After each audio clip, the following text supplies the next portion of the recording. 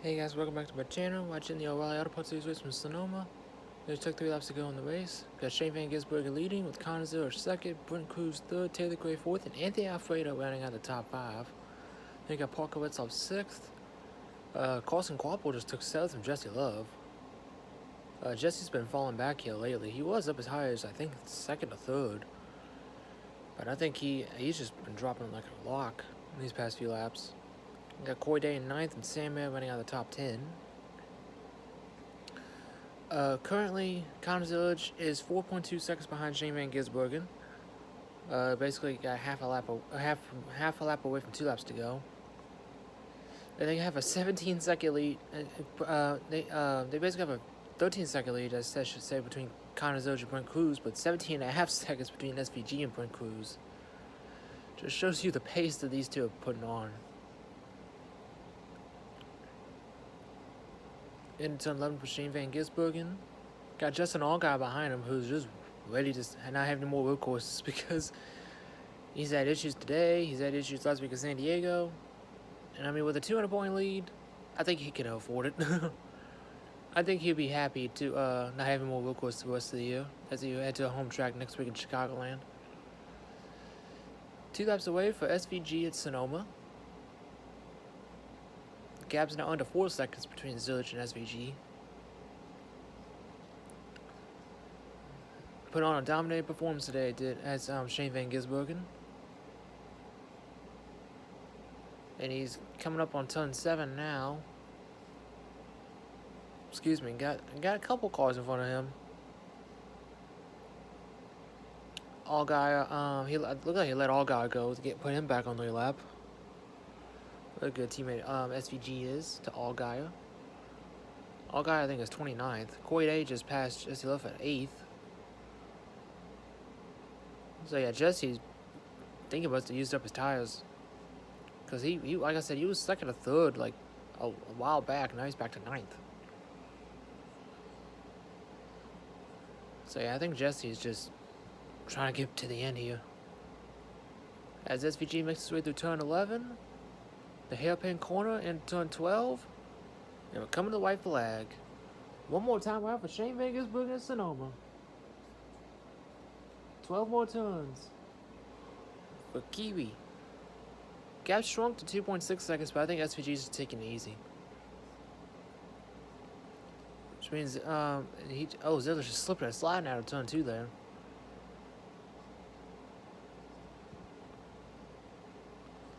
Head up the hill at 3A, down the hill into turn 4.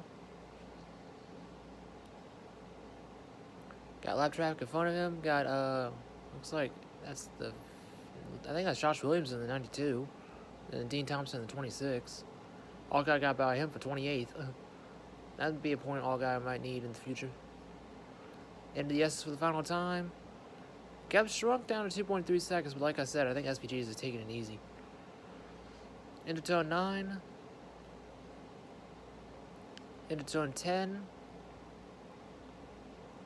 I don't think SVG's going to make a move on Dean Thompson here. Into turn 11 for the final time. SVG taking it easy. Zillage can see SVG, but it's just too little too late. Coming out of turn 11 to the checker flag, Shane Van Gisbergen will once again win in wine country. Kiwi wins at Sonoma. With Connor Zillage right behind him in second. It'll take a minute to see who comes home third, but I think it's Brent Cruz. Yep, Brent Cruz came home third. Anthony Alfredo gets fourth. Good job, Anthony. And Parker Wetzloff runs out of the top 5. Oh, Taylor Gray. He ran out of gas. He ran out of gas. Gotta sneeze. Bless me. Bless me. And Taylor Gray ran out of gas. He was in fourth. Look at all these points he's losing. Oh, man. Dude's going to come home with a top 5, much needed points day, and now it just went up in smoke because he ran out of gas. And all them points just went down the drain. Wow. That's such a shame for Taylor. Well, he's gonna have a teammate to help him push across the line, Brandon Jones. However, this is not legal on the last lap. Yeah, this isn't legal.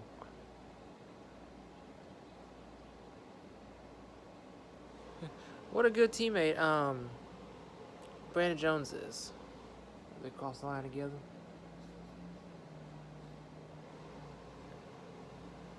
Good teammate, but don't think that's gonna count because you're not supposed to push someone on the last lap. There goes official.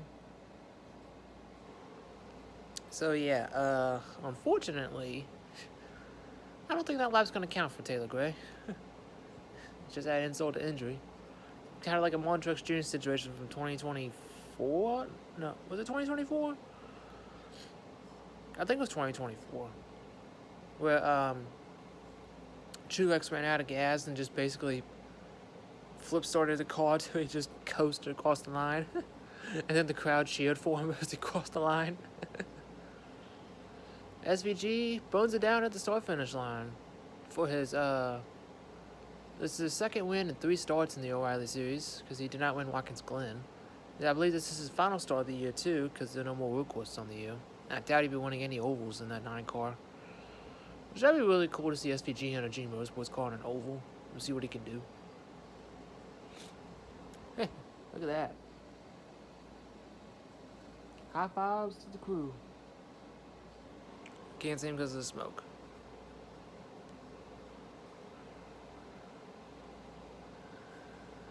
He's still running it down. Whew. G Motorsports has now won 12, I think, the last 13 road course races, including 11 in a row that got snapped last week with Austin Hill at San Diego. Carson Guapo, I think, could have probably continued the streak, but Taylor Gray, I guess, wheel hopped in the turn 12, I think, and took Guapo out. But SVG climbs out of the car. Won't be seeing him in the O'Reilly Series or anything anymore for the rest of the year. Got Carson Guapo making his final start in the 9 car next week before he'll be in the 1 for the rest of the year. And then Jake Finch. I forgot that Jake Finch is going to be winning 5 races in that 9 car starting in Atlanta. And then Chastain's got, I think, 2 more starts in the 9 car, I think. As SVG signs the ball. And going to try and kick it to the stands. Oh, it hit the top of the pit box. Oh, there they go. Oh, there it is. Oh, who got it? we need to go back to the little tussle. did he get it? Hey, there you go. Nice. Nice.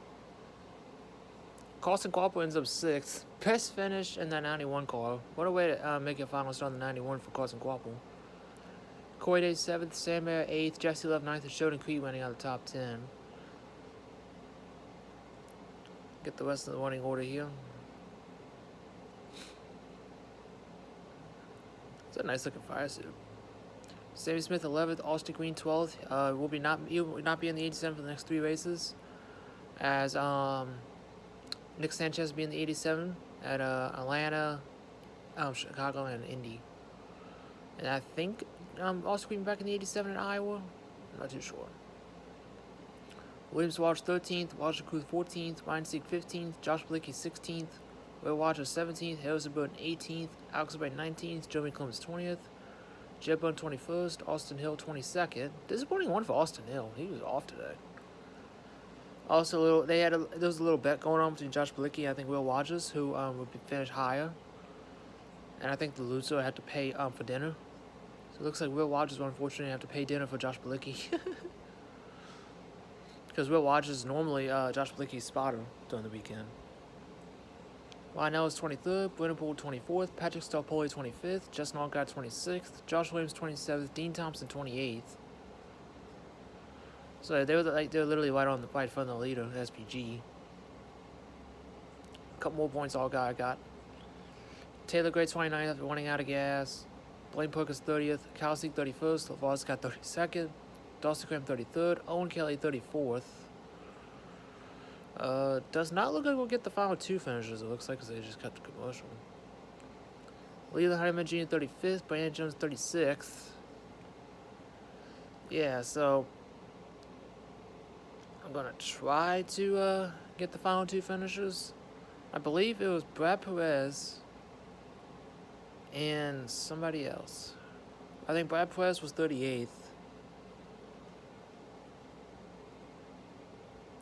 And see who got 37th.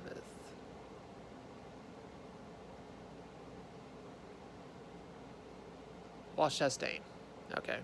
So Chastain ends up 37th and Brad Perez ends up 38th. So then there's your results of the 38 car field. This race was pretty much dominated by SVG. he led a lot of the race. Not surprising. Excuse me, SVG is always pretty fast. It's on these road courses. He put him in a G Motorsports car and he does this. Gonna try to do the sweep tomorrow for the Cup race. He started 6th. I believe Ty Gibbs is on the pole, so. And then Carson Host for a 2nd, so that should be an interesting front row to start the race tomorrow. But, Viking Motorsports getting top 5, that's awesome for both of them, especially Anthony Alfredo, because he needed that. Needed that shot in the arm. Parker Westhoff's been carrying the team this year. But I feel like Anthony's just had the same speed as Parker. It's just been the execution of that 96 team has not been as good as the 99 team. So, good to see Viking Motorsports both get top 5s. That's awesome. They were both fast at San Diego last week. Parker still managed to get a 7th out of it, but I think Alfredo got caught up in that wreck with Sam Mayo and after he destroyed the wall at Zone 1. So, that big one. But, it's unfortunate, but, for Anthony to not get back-to-back great ones, but I'm happy for, not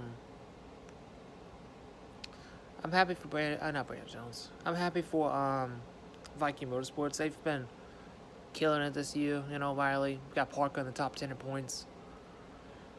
Which is the way they're going right now with, I think, 4 or 5 races left of the regular season for, O'Reilly. Got Chicagoland next week, then we got Atlanta, and then they got an off week, and then they go to Indy, and then 2 weeks off, and then they go to Iowa, and then Daytona. So they got 1 off week after Indy, then they got Iowa, then 2 weeks off, then they go to Daytona. So I think they got like 5 races left of the regular season, which Allgaier could literally lock up the regular season title by Iowa. Like he could literally, after Indy, he could literally get the regular season title, not have to worry about Iowa, Daytona. Which is just insane how Allgaier has been this season.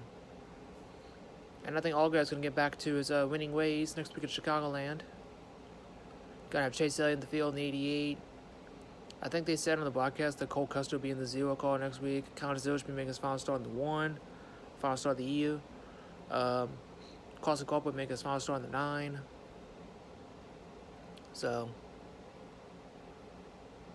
should be, yeah, that means Watch will be back at the 32 next week at Chicagoland.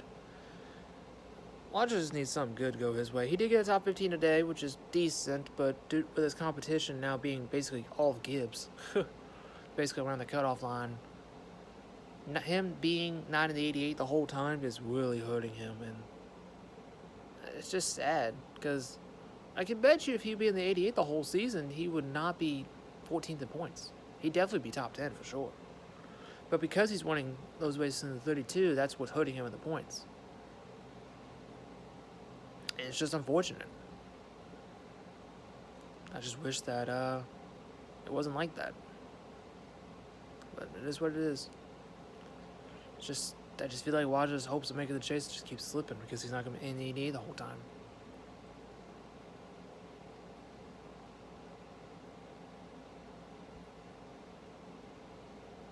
It is what it is. But next we go to Chicagoland. That should be a fun race. I can't wait to see Chicagoland back on the schedule. Hopefully it's not a one-off. And it's gonna be an awesome weekend. Time's gonna be mattering a lot. It's gonna be like old school Atlanta, and I'm looking forward to it. That's to do with me, all. Don't forget to comment, like, subscribe, share the video, ring the bells can notify the upload. Excuse me, congratulations to Shane Van Gisbergen, once again picking up the win. Second win in his third start. I would really love to see SVG win an oval in a G Motorsports car, see what he could do. As in just dominate the road courses in the O'Reilly series. But maybe next year, if Trackhouse does the deal with G Motorsports and O'Reilly, maybe can see SVG maybe won an oval, but it'll just depend on if it's worth it. Because I think SVG really needs the oval experience. Because where he is in the chase right now, compared to the chase bubble. But we had the Windy City, Chicagoland next week. I'm looking forward to it, and I think a lot of people are looking forward to it as well. Can't wait. Alright, guys, catch you on the next one. See ya.